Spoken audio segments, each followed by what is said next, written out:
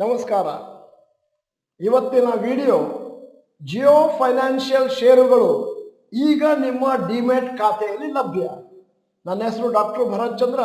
ವಿಡಿಯೋಗಳ ಉದ್ದೇಶ ಕನ್ನಡಿಗರ ಸೇವೆ. ಬಹಳ ಜನ ನಮಗೆ ಚಾಟ್ ಬಾಕ್ಸ್ನಲ್ಲಿ ಇಮೇಲಲ್ಲಿ ಕೇಳ್ತಾ ಇದ್ರು, ಡಾಕ್ಟರ್ ಭರತ್ ಚಂದ್ರ ಗ್ರಾಜ್ಯುಯೇಟ್ಸ್ ಸರ್, ಇದೀಗ ಜಿಯೋ ಫೈನಾನ್ಷಿಯಲ್ ಷೇರುಗಳು ರಿಲಯನ್ಸ್ ಇಂದ ಹೊರಗೆ ಬಂದಿದೆ, ಅದು ಯಾವಾಗ ನಮಗೆ ಲಭ್ಯ ಆಗುತ್ತೆ, ನಮ್ಮ ಡಿಮ್ಯಾಟ್ ಅಲ್ಲಿ ಯಾವಾಗ ಕಾಣಿಸ್ಕೊಳ್ಳುತ್ತೆ? ಇವತ್ತಿನ ವಿಡಿಯೋ ಸಂಪೂರ್ಣವಾಗಿ ಕೇಳಿ ಅಂತ ಸಲಹೆ ಕೊಡ್ತಾ ಇದ್ದೇನೆ. ನಿನ್ನೆ ಮತ್ತು ಇವತ್ತು ನೀವೇನಾದ್ರೂ ನಿಮ್ಮ ಡಿಮ್ಯಾಟ್ ಅಕೌಂಟ್ ನೋಡಿದ್ರೆ ಅಲ್ಲಿ ಜಿಯೋ ಫೈನಾನ್ಷಿಯಲ್ ಷೇರುಗಳು ನಿಮ್ಮ ಅಕೌಂಟ್ ಅಲ್ಲಿ ಕ್ರೆಡಿಟ್ ಆಗಿದ್ದಾವೆ ಆಫ್ಟರ್ ಡಿಮರ್ಜ್. ನಿಮಗೆ ಒಂದು ಕುತೂಹಲ ಇರ್ಬೋದು, ಜಿಯೋ ಫೈನಾನ್ಷಿಯಲ್ ಸರ್ವಿಸಸ್ ಎಷ್ಟು ಷೇರುಗಳು ನಿಮ್ಮ ಅಕೌಂಟ್ ಅಲ್ಲಿ ಜಮಾ ಆಗಿದ್ದಾವೆ. ನಿಮ್ಮ ಹತ್ರ ಎಷ್ಟು ರಿಲಯನ್ಸ್ ಷೇರುಗಳಿತ್ತೋ ಅಷ್ಟೇ ಸಂಖ್ಯೆಯಲ್ಲಿ ಜಿಯೋ ಫೈನಾನ್ಷಿಯಲ್ ಷೇರುಗಳು ನಿಮ್ಮ ಅಕೌಂಟ್ ಅಲ್ಲಿ ಲಭ್ಯ ಇದ್ದಾವೆ. ಮತ್ತೆ ಅಕ್ಟೋಬರ್ ನವೆಂಬರ್ 2023 ಇನ್ನೂ ಫೈನಲ್ ಆಗಿಲ್ಲ, ಆ ದಿನ ಆ ಪರ್ಟಿಕ್ಯುಲರ್ ಜಿಯೋ ಫೈನಾನ್ಷಿಯಲ್ ಷೇರುಗಳು ಒಂದಷ್ಟು ಟ್ರೇಡಿಂಗ್ ಆಗುವಂತ ಸಾಧ್ಯತೆಗಳಿದ್ದಾವೆ. ಸದ್ಯದ ಮಟ್ಟಿಗೆ ಜಿಯೋ ಫೈನಾನ್ಷಿಯಲ್ ಷೇರುಗಳನ್ನು 51ನೆಯ ಶೇರ್ ಆಗಿ ಆ ನಿಫ್ಟಿಯಲ್ಲಿ ಪಟ್ಟಿಯಲ್ಲಿ ಸೇರಿಸಿದ್ದಾರೆ. ಯಾಕಂದ್ರೆ ಅಕಸ್ಮಾತ್ ಅದನ್ನೇನಾದ್ರೂ ಹೊರಗೆ ತೆಗೆದ್ರೆ ರಿಲಯನ್ಸ್ ಷೇರುಗಳ ವೇಟ್ ಕಮ್ಮಿ ಆಗುವುದರಿಂದ ಬೇಕಾದಷ್ಟು ಇಂಬ್ಯಾಲೆನ್ಸ್ ಆಗುತ್ತೆ. ಮತ್ತೆ ಜಿಯೋ ಫೈನಾನ್ಷಿಯಲ್ ಷೇರುಗಳು ಮಾರುಕಟ್ಟೆಯಲ್ಲಿ ಟ್ರೇಡ್ ಆಗ್ಲಿಕ್ಕೆ ಶುರುವಾದ ಮೇಲೆ ಅದನ್ನ ನಿಫ್ಟಿಯಿಂದ ಹೊರಗೆ ತೆಗಿತಾರೆ.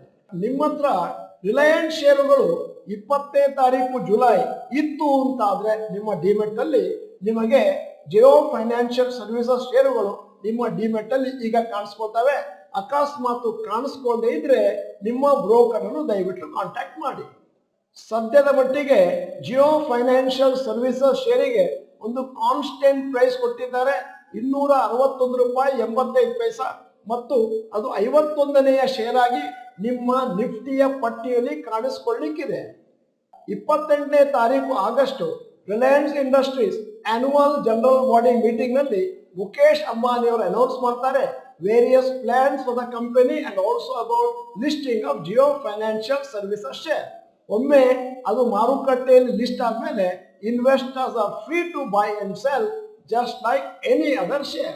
Foreign broking firm Morgan Stanley ಅವರು ಮತ್ತೆ ರಿಪೀಟ್ ಮಾಡಿದ್ದಾರೆ, ರಿಲಯನ್ಸ್ ಓವರ್ ವೇಟು, ಅದರ ಟಾರ್ಗೆಟ್ ಪ್ರೈಸ್ 3,000 ಇದೆ. Rising market share in telecom industry and partnerships in new energy business is likely to push the share price higher ಅಂತನ್ನುವಂಥದ್ದು ಮಾರ್ಗನ್ ಸ್ಟ್ಯಾನ್ಲಿ ಅವರ ಅಭಿಮತ. ಮುಂದಿನ ದಿನಗಳಲ್ಲಿ ಜಿಯೋ ಫೈನಾನ್ಷಿಯಲ್ ಸರ್ವಿಸಸ್ಗೆ ಬೇಕಾದಷ್ಟು ಅಡ್ವಾಂಟೇಜ್ ಇದೆ. ಯಾಕಂದ್ರೆ ಅದು ಮೊದಲು ರಿಲಯನ್ಸ್ ಶೇರ್ ನಲ್ಲಿ ಇದ್ದದ್ರಿಂದ, ಯಾಕಂದ್ರೆ ಅವರ ಹತ್ರ ಇರುವಂತಹ ಏನು ರಿಟೇಲ್ ಬಿಸ್ನೆಸ್ ನ ಕಸ್ಟಮರ್ಸ್ ಆ ಡಾಟಾನೇ ಯೂಸ್ ಮಾಡಿಕೊಂಡು ಅವರು ಫೈನಾನ್ಷಿಯಲ್ ಸರ್ವಿಸಸ್ ಅನ್ನು ಕೂಡ ಸೇಲ್ ಮಾಡುವುದಾಗಿದೆ. ಈಗ ಈ ವಿಡಿಯೋದ ಕೊನೆಯಲ್ಲಿ ನಿಮಗೊಂದು ಪ್ರಶ್ನೆ ಕೇಳ್ತಾ ಇದ್ದೇನೆ, ನಿಮ್ಮ ಡಿಮ್ಯಾಟ್ ಅಕೌಂಟ್ ಅಲ್ಲಿ Jio financial services shares credit ಆಗಿದೆಯಾ? ನೀವು ಡಾಕ್ಟರ್ ಭರತ್ ಚಂದ್ರ ಇನ್ಸ್ಟಿಟ್ಯೂಟ್ ಕನ್ನಡ ಚಾನೆಲ್ ಮೆಂಬರ್ ಅಲ್ಲ ಅಂತಂದ್ರೆ ಇದೀಗ ಸಮಯ ಸಬ್ಸ್ಕ್ರಿಪ್ಷನ್ ಬಟನ್ ಬೆಲ್ ಐಕಾನ್ ಒತ್ತಿ. ವಿಡಿಯೋ ಚೆನ್ನಾಗಿದ್ರೆ ಲೈಕ್ ಬಟನ್ ಒತ್ತುವುದನ್ನು ಮರಿಬೇಡಿ. ವಿಡಿಯೋನ ನಿಮ್ಮ ಎಲ್ಲಾ ಸ್ನೇಹಿತರಿಗೂ ಫಾರ್ವರ್ಡ್ ಮಾಡಿ. ವಿಡಿಯೋನ ಸಂಪೂರ್ಣವಾಗಿ ನೋಡಿದ್ದಕ್ಕೆ ಧನ್ಯವಾದಗಳು. ನಮಸ್ಕಾರ.